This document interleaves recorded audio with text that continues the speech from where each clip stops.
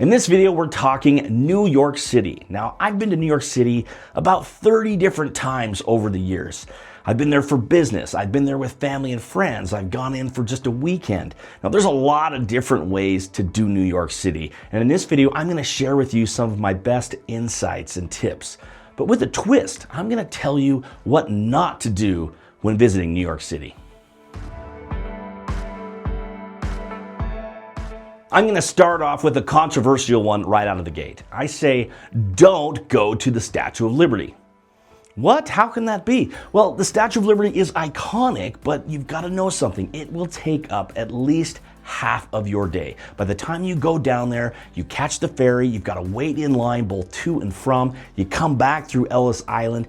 There's no way to do the Statue of Liberty and not have it take up half of your day or more. So I say, unless you're there for 3 or more days, you don't need to go to the Statue of Liberty. There's a lot of other places in Lower Manhattan where you can see the statue from a distance. You know, Brooklyn Bridge, even on top of the One World Trade Center Observatory. So consider that. Unless it's an absolute bucket list item, maybe pass on the Statue of Liberty if you're only there for a weekend. You don't want to miss walking across the Brooklyn Bridge. This is one of my favorite things to do, especially with somebody who might be coming to New York for the first time. And it's fairly quick. You have to go to Brooklyn, you take the subway to the High Street station. You get off there, and if you've got a little time, you can explore that neighborhood. That neighborhood right there in Brooklyn is called Dumbo, which stands for Down Under Manhattan Bridge Overpass. There's some shops and restaurants there. But then you walk across the Brooklyn Bridge, you're up on an elevated platform. It's about a mile long by the time you go from one end to the other. My favorite time to do this is in the evening time as the lights are coming on in Manhattan and you're looking directly at it. You're walking towards Manhattan. You have a great view of the skyscrapers in the downtown area. I think it's an iconic experience and I love to do this, and it's free to do. So what's not to like? Next up, you don't want to miss Chinatown and Little Italy. One of the things I love most about New York are the diverse neighborhoods, and a lot of times they're just adjacent to one another. And you go to Chinatown and you walk through there, and for a few minutes you're transported into what feels like Shanghai. People are speaking Chinese, there's all sorts of shops, everything is in Chinese. And then 2 blocks away, you transport into Little Italy, where you have different pizza shops and places where you can pick up gelato and cannolis, and it's fantastic. Seeing the sights, smelling the smells, and just being transported from one neighborhood to another in New York City is one of my favorite things to do. So put on some walking shoes. Now, if you're ambitious, it's entirely possible to start at the Brooklyn Bridge, walk across the Brooklyn Bridge. It's about a 15-minute walk up to Chinatown. From there, just a few blocks into Little Italy, and you can even extend it by going up into the Nolita neighborhood. That stands for North of Little Italy, which is its own feel. And then you can end by going over into Soho. Soho is the ritzy area where you have a lot of these high-end shops and shopping. But again, to do that would take 2 or 3 hours, it's 2 or 3 miles, but a fun experience to do this urban exploring on your feet. So I recommend that while in New York City. My next tip for you, don't sit in the back of a Broadway show. You want to be up close at these performances, first 4 or 5 rows if you can. How do you do this without breaking the bank? Well, there's a few tips I have for you. First of all, consider going to a less popular or off-Broadway show. There's a lot of these in New York City. I recently went to one called Titanique. This was a musical comedy. It was amazing. A lot of great singing, some hilarious comedy. And guess what? I was first row. I spent less than $100 a ticket and I sat on the front row. It was an amazing experience to see these actors up close. I was literally 10 or 15 feet away from a lot of the actors during most of the performance. And that experience is something so much better than being at a popular show and sitting in the back. I know this because I once went to Wicked not long after it opened, and I was clear in the back of the theater. And yes, it was okay, but it wasn't nearly the same experience. You want to be up close. Now, if you have your heart set on one of these popular shows, that's fine. There are some things you can do. I've sat second row at Aladdin before, and to do that, you might have to find an afternoon show or find maybe a time that is not the prime time weekend slot, and you still can get good seats. But my biggest recommendation is prioritize your seats and being up close if you want the best experience. While we're talking about live performances, I will tell you, you don't want to miss going to a comedy club when you're in New York City. This is one of my favorite things to do when in New York. There's a lot of different comedy clubs, a lot of them near Times Square, there's a lot of them down near Washington Square Park, and it's relatively inexpensive entertainment. You'll spend about $25 a ticket, and you do have to buy a couple of drinks, but you're a lot less expensive than going to a play. You'll sit back and you'll watch as 8 to 10 different comedians come on, and they'll all do about a 5 to 10 minute set. Some are more funny than others, and I recommend not sitting on the front row. A lot of them will pick on people on the front row. So unlike a play where you want to be up close, maybe sit a few rows back in these comedy clubs. But you'll have a great time. You can also take your older teenagers. In New York City, if you're older than 16, you can go to a comedy club. And that's a lot of fun to do, but keep in mind, this is not a family-friendly affair. There's gonna be some profanity, there's gonna be some off-color jokes, so keep that in mind if you're especially sensitive to that. Although I will tell you that having been to a lot of comedy clubs all over the world, the ones in New York City, while not family-friendly, they're not especially vile either. Now, these are good comedy clubs, and it's a good, relatively inexpensive night on the town. You don't wanna miss it. Next up, don't over-worry about the crime in New York City. It's not to say there's no crime and no danger, but I think for the most part, it's largely overblown based on the city's history. You go back to the 70s and 80s, and yes, New York had a crime problem, and you couldn't take the subway everywhere. Nowadays, that is long gone. The touristy places in New York and most places in Manhattan are really safe. And even if you're coming from outside the United States and you're concerned about guns, or maybe you're coming from a small town, I think you can put your worries at ease.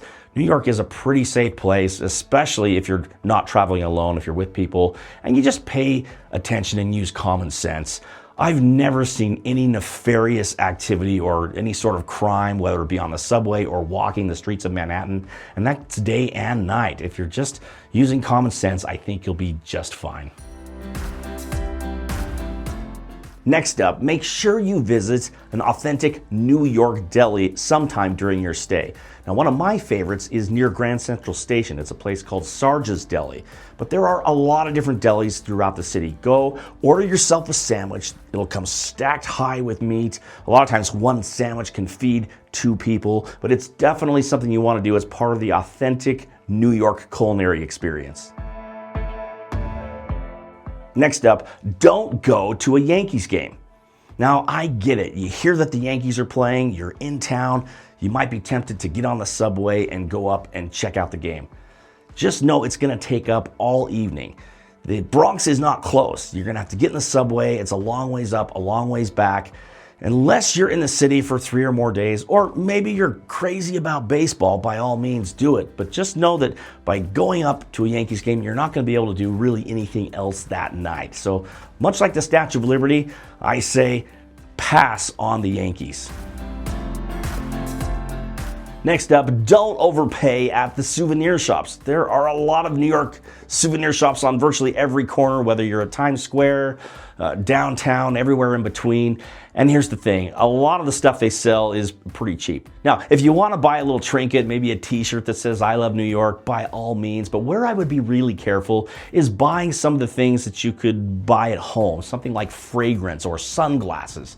They will mark that up 2 and 3 times what you could spend. Don't buy the things that you could buy at home or on Amazon. That's where you're gonna get really ripped off. Next up, don't forget to explore Lower Manhattan. A lot of people come to Lower Manhattan and they visit the 9/11 Memorial and Museum, which is a must-see for anybody. But then they'll leave without exploring that downtown area. And there's a lot of cool stuff to see that's in very close proximity. For instance, the Trinity Church. That's where Alexander Hamilton is buried. And then right across the street, you can actually walk down Wall Street. You can see the New York Stock Exchange. And you can also see the Fearless Girl statue, which is right there. The George Washington statue, where he took the oath of office and became our first president, right there on those steps. That's right there. Just down a ways is the famous bull statue, and there's always a line of people there trying to get a picture next to the famous bull. Seems like it's very popular with foreign tourists. But then you come around the corner and you have the ticker tape sidewalk, and that's kind of cool to see. All of the ticker tape parades that happened in the first half of the 20th century. There's a little date notating each one, and you follow that sidewalk up. So these are just little things, and you can check them off your list, but all of them are worth seeing, and it'll only take you maybe an hour at the most to check all these off your list. So I definitely recommend exploring around Lower Manhattan. Next up, don't forget to check the weather every morning. The weather in New York City can change frequently, and I've been stuck in some torrential rainstorms in New York City before. Now, sometimes they come and go pretty quick, but if you're planning to do something like visit Central Park or walk across the Brooklyn Bridge, or maybe you've bought tickets to an observatory, you want to do that when the weather is good. So don't forget to check the weather first thing in the morning and plan accordingly. Next up, don't go to the Empire State Building. Now, I'm specifically talking about the observatory at the top of the Empire State Building. It's okay, but it is my least favorite observatory. I did a video where I reviewed all 5 of them, and my recommendation is to go to one of the other observatories where you can capture a great view of the Empire State Building. So check out that other video. There's a link in the description. Let's talk New York pizza. You don't want to miss out on New York pizza. But I'm not talking about the $1.50 a slice places. It stands to reason that pizza that only costs $1.50 a slice is going to be pretty cheap and not taste great.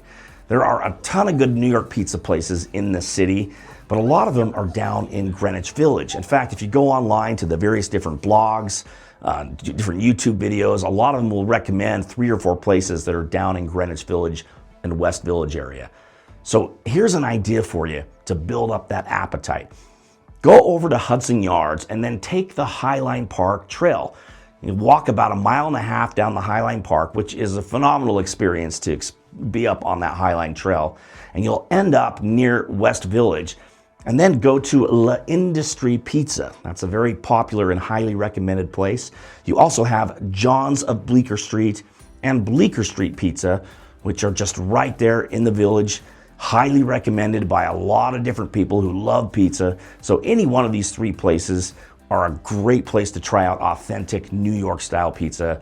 You won't regret it. In conclusion, I'll just say I don't think there's a bad time of year to go to New York City. I've been to New York every single month of the year. Now, December is iconic because of Christmas. Fall might be my favorite season, but even in spring, you get some great deals early in the spring. Plan your trip to New York. I don't think there's a bad time to go. There's so much to do, and you'll love it. Hopefully this video has been helpful for you. If so, please like or comment or subscribe. As always, thank you for watching.